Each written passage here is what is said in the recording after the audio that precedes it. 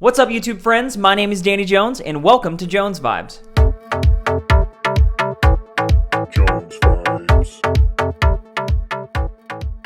First and foremost, thank you so much for clicking on this video, and if you dig the vibes, for my sake, please hit that spice button, like button, and then click subscribe as well as hit that notification bell. That'll keep you up to date when I make more content. And wow, Dune is finally here. We've been hearing about this film for a long time now, and just like Bond, it just got delayed and delayed again and delayed again. But the images that were released, as well as the cast that was announced and the trailers, it really made it clear that this was going to be visually stunning and at the very least worth the price of admission to get back in the theaters and see it. I got a chance to see it opening weekend over at Alamo Drafthouse, and once again, I'm just like a walking advertisement for that theater. Alamo Drafthouse, where movies are served. But before we dive into this sandworm, keep in mind, this is a spoiler review. If you haven't seen the movie, take your spaceship and get out of here. And if you have, like me, let's get it on. So yeah, Dune, and it's titled on screen as Dune Part 1. The description here is an epic science fiction film, which it is. And it's directed by Denis Villeneuve. And I think that's how it's pronounced. I don't think it's Dennis.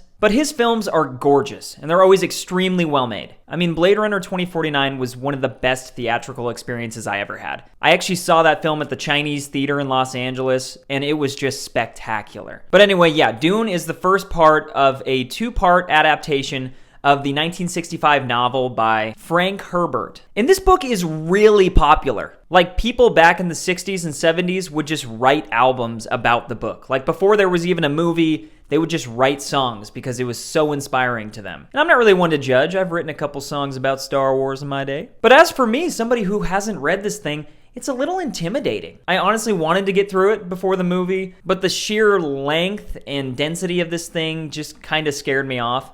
Well, Easterners, they were not. But it also was a little exciting because I had no idea what I was getting into with this movie. I knew that it had a stacked cast. I knew that it was directed by Denny, who is the dude. And I knew that they were bringing out the big guns with Hans Zimmer doing the music. So it can't fail. But okay, let's break this thing down. Honestly, to describe this movie, I would just say that it's hard sci-fi and it's very dense. There's a ton of dialogue, and you get the feeling that if you go to the bathroom, you're gonna miss everything. So yeah, the recommendation is to cool it on the Dr. Pepper at first. And yeah, there's a lot going on, so to explain this simply, it might be kind of tough. In the year 10,191, Duke Leto of House Atreides, played by Oscar Isaacs, who is amazing and has a fantastic looking beard, and he's assigned to serve as the overlord of the planet Arrakis by the Emperor, who we don't see in this movie, but I think we all know who he is. And they're going there to replace the Harkonnens, who are basically just these really evil people. I mean, they look just terrifying. And the reason that Arrakis is so lucrative is because it's a spice harvesting planet. And yeah, spice is crucial for space travel, and it can also be used for a very different kind of trip,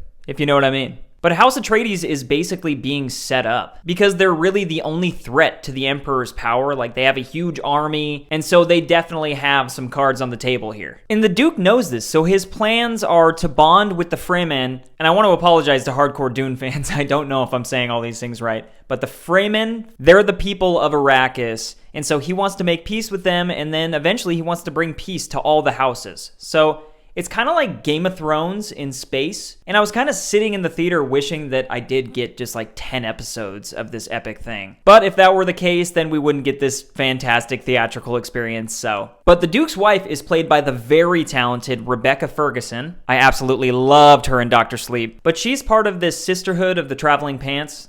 Just kidding. She's part of this sisterhood that has crazy mental and physical abilities. And I guess they wanted her to have a daughter, but then she ended up having a son. Which brings us to him. And yeah, after young Leo in Titanic, you kind of got the feeling that we'd never see anybody like that again. But here he is, ladies and gentlemen, Timothée Chalamet. This guy is such an amazing actor. Like, I'm just blown away. But he plays Paul, and he's the son of the Duke of House Atreides, so he's the heir to the throne, so to speak. And pretty early on, there's this talk of him being the chosen one. And I'm like, okay, you got me. You're telling me that Timothée Chalamet is the chosen one and he's gonna save the universe. Well, up front, just want to give you my money for both movies in theaters as well as merchandise and the Blu-ray copies. Because I am all in with this idea. Just all in. And it kind of starts with Paul finding all of this out. So he has to be judged by his mom Jessica's sisterhood And so he has to go into this room with this weird woman and put his hand in a box and endure all this pain, like his hand's getting all messed up. I mean, it didn't look that bad. I probably could have done it, but... Okay.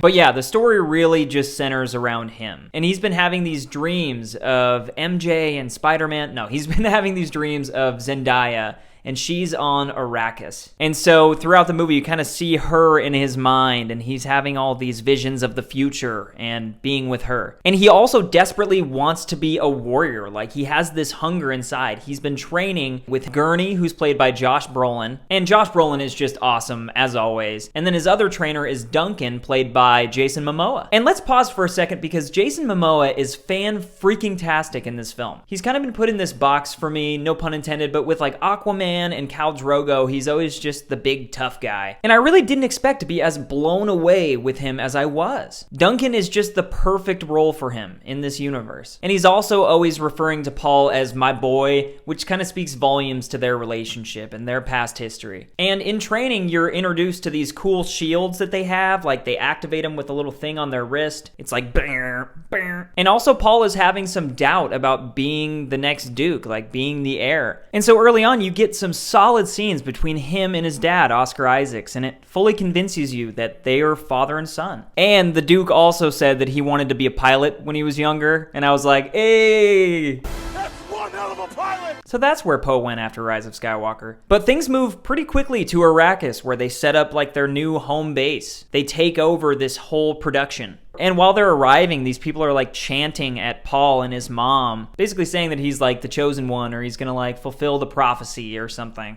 And all of this is kind of interspersed with the Harkonnens. Dave Bautista plays Beast Rabban, and I love how after Blade Runner 2049, Denny came back to Dave. He fits this movie so well, and he's just the perfect dude to lead all of these bald people. And Robin's uncle was played by the famous Stellan Skarsgård, old Bootstrap Bill back in action. And wow, just the look of his character is so alien and weird. He's gross and huge, and he floats kind of like a Dementor or something. But yeah, they're carrying out the plan to wipe out House Atreides. And after an attempt on Paul's life, they discuss the affiliations that they have to the sisterhood that Paul's mom belongs to, so the Harkonnens agree to keep them alive. Kinda. They basically say they're just gonna throw them in the desert after they kill everybody, and they'll probably get lost and die anyway, so it won't matter. The sandworms will get them. And speaking of the sandworms, they are really crazy. Like, aesthetically, they're really well done. And side point, something that I was thinking about in the theater, do you think Tremors is just like a knockoff of Dune and Kevin Bacon is really supposed to be the chosen one? Something to think about. But yeah, their look is awesome. Their mouth is very Sarlacc Pit-esque.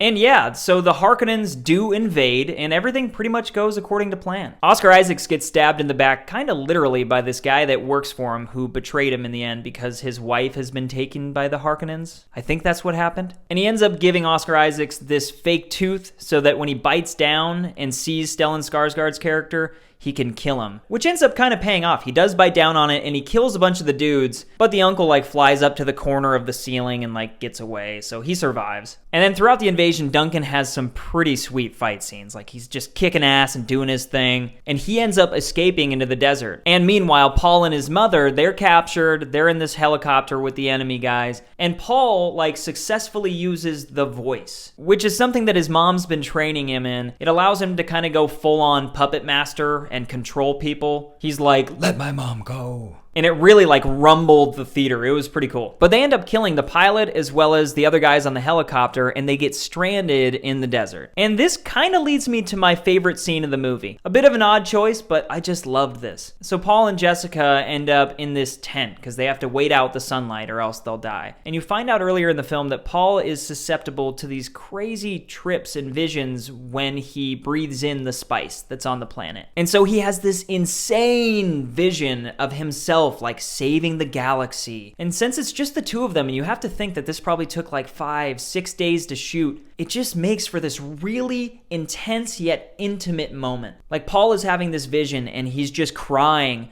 but mixed with crying, he's like drooling and there's just like water pouring out of his mouth. And like I said earlier with Timothée Chalamet, man, this kid can act. But he ends up using the voice again towards his mom, and this time it actually like scares you. Like, legitimately in the theater, I was like, whoa. But they end up getting out of the tent, and they have all this gear that like collects their sweat and recycles it. And they put on the Freyman's suits, which pretty much does the same thing. And you put this tube in your nose. Anyone up for scuba? But I did notice something kind of awkward. And if you saw this, let me know in the comments if I'm like reading too much into this. But like while Paul is changing, his mom was looking at him like all weird and kind of creepy. And so that kind of threw me off. And towards the end of the movie, you kind of get like a weird evil vibe to her. So I'd imagine if you've read the book, you know what's going to happen with her. I don't know what's going to happen with her, but I kind of think she's going to be evil. And who better to play the role than Rebecca Ferguson? So awesome. But yeah, they end up meeting up with Duncan and Late Kynes, this other side character. But they take Paul and Jessica to this underground Fremen base, and the enemy is pretty quick behind. So you end up getting this scene where Duncan seals the door, and he ends up having this very honorable last fight where he holds the knife up to his head and is like, I'm going to give my life for my Duke. So his character goes out in an awesome way. I hated seeing him go. I wish he would have been in the next film, but it was pretty awesome. But Paul and Jessica end up in this like helicopter, which I didn't really describe. They're like dragonfly helicopters. So instead of like this, it's like,